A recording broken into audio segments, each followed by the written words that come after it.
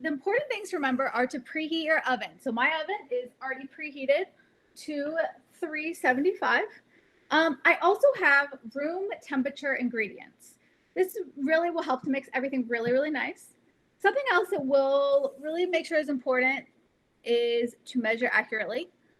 And then you'll see here shortly, we're going to mix the wet ingredients, then the dry ingredients. Okay, so with a lot of baking, you'll see people use mixers. Today, we're going to use, I have my bowl and I have a spatula. I also have some muffin tins that we're going to use.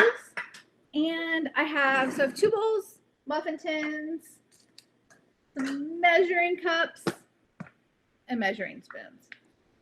Okay, so I'm going to go through our ingredients. Our first ingredient, I have an egg. This is just going to take 1 egg. Our next ingredient we have brown sugar and regular sugar. For this, you could use light brown sugar or dark brown. I'm using dark brown because it's what I have, but it is really up to you. You can use whatever you prefer. We also have melted butter. I went ahead and got that ready ahead of time so we wouldn't have to wait for that. And one good thing about butter is on the side, it already gives a measuring. So I didn't have to actually measure this out because I just cut on the line of where it said. Okay, our next ingredient, we have yogurt. I'm using plain yogurt. You could also use vanilla yogurt if you wanted, but I like plain, so that's what we're using today. Let's see.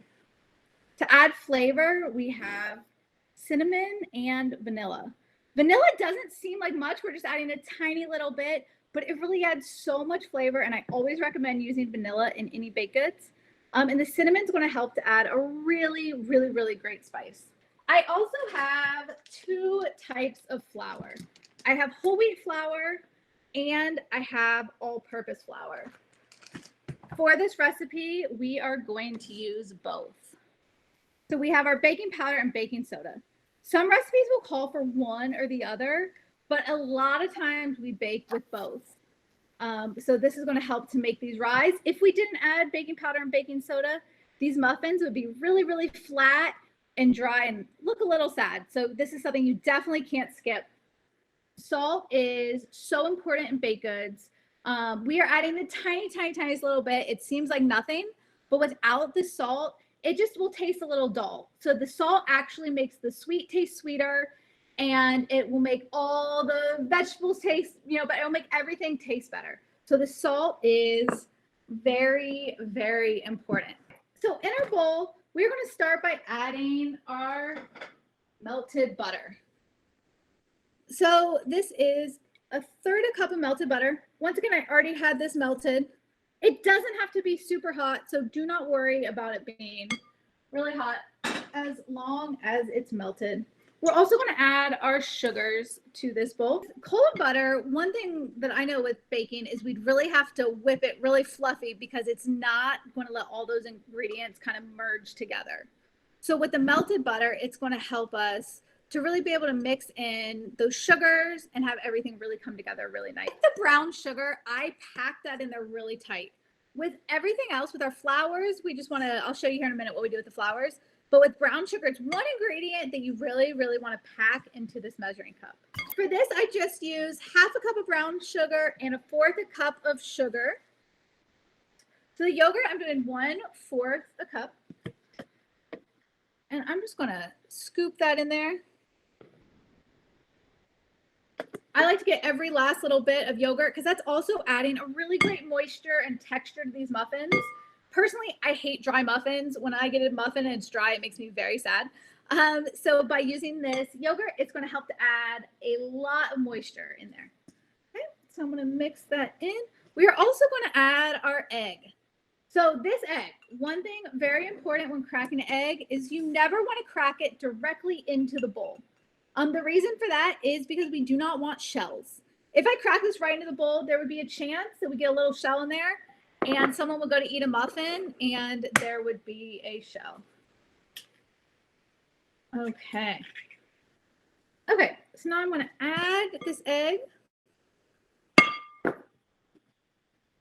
So at this point, all of our wet ingredients are in here, except for our vanilla. So I'm going to mix this all together.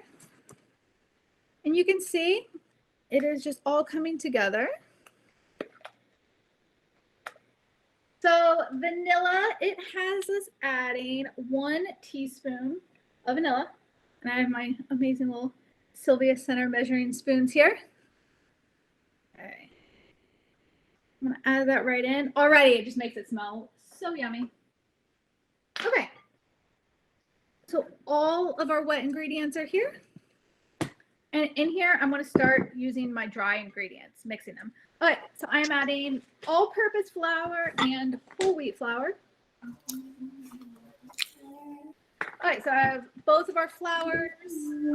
I'm going to add a half teaspoon of baking soda and a half teaspoon of baking powder. And I'm also going to add my salt, a 1/3 cup of whole wheat, and 2/3 cup of all-purpose. Give that a quick mix, yes, and salt, so the salt, baking powder, baking soda, cinnamon, and both of our flours. And at this point, I'm going to add that right on top. And this is where we want to make sure we are not over mixing. So if you can see, I'm just folding all of that in. Okay, so you can see it's really coming together. And at this point, I'm going to split this into 2 bowls. And this is where we're going to make our variations. I'm going to add half of that into there and half into there. This is something fun too, where if you had a little extra vegetables that might you might have had for dinner last night that you wanted to use up, you could always grate the last of a zucchini and put in, or with the carrots. Okay, so I'm going to go ahead and just add the zucchini in one. Okay, and for a full batch, I think it's 3/4 of a cup of zucchini. So I'm just going to put half of that. And same with the apples and carrots. So since I'm splitting it, I'm doing half the amount. I'm going to give this a quick rinse, just to get the extra zucchini off, and then I'm going to grate my apple and carrots. I am using Honeycrisp apple because it's my favorite.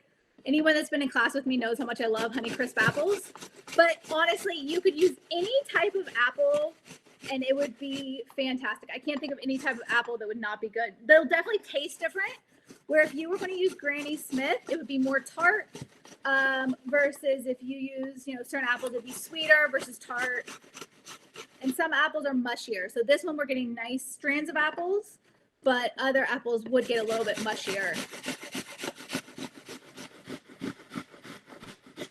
Okay. And I always just rotate this to make sure, so you can see, just to make sure I'm not getting that core. Since this is going in the same one, I don't need to rinse it. I usually, with bacon, I pretty much always follow recipes. When it comes to muffins, you can go a little bit where if you want to add or subtract a little bit of these fillings, depending on your personal likes. That's the best part about cooking at home, is you can really make it to how you like it. So if you like apples more than carrots, add more apples. If you like more carrots, add, you can really make it. If you want more spices, you could add nutmeg, you could add ginger, you could add cardamom. Cardamom is a fantastic one to add. Okay, so when I'm mixing this, I am just folding it. I really, really don't want to mix it too much, because once again, it's going to get tough. But you can see, just mixing that so it's mixed together. And same with our carrots and apples. Okay. Okay. So I'm going to show you a couple different ways to get your muffins ready. So I have some cupcake liners. If I have these around, I will use them. These are not necessary. Don't feel like you need to go out and buy these at all. But if you have them, they work great. Something else you can do is any kind of nonstick cooking spray. You just want to make sure you spray there really well. Or if you don't have that, you could use a little bit of oil or butter inside of those liners as well. Another thing, if you don't have muffin tins, you can still make all of this. So you can use a pan like this. You could even use a cake pan and just make a nice big round so it would kind of be like one big muffin, which is really fun for breakfast, and you can just slice it.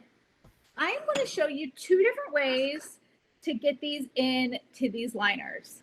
So one is since I bake a lot at home, I have a lot of different scoops that I really like to use. This might not be something that everyone has at home. So I'm going to show you one using the scoop and the other one not using the scoop. So I'm just going to do a nice full scoop right into, my muffin tins are a little bit small, so I'm actually going to go a little bit less. Okay. So this is really, if you do have something like this, it's really great to make them nice and even. Okay. And then for our zucchini over here, I'm going to show you a method where I just use just a measuring cup, and you can either use, I don't mind getting dirty, but your hand, or you can just use a spoon. Okay, so I am going to pop these in the oven. I'm going to check these in about 10 minutes. I like to check them after 10 minutes. I'll check them every about 2 minutes, and I'll show you what we're looking for. So you can see how nice those look. Are the apple, carrot, and here you can see the zucchini. You can see how nice and bright green in there that is. By adding that the yogurt, it made it such a nice texture. I really feel like that's the key to make, like, adding, a lot of recipes will call for yogurt or buttermilk. It really, really, really made the texture fantastic.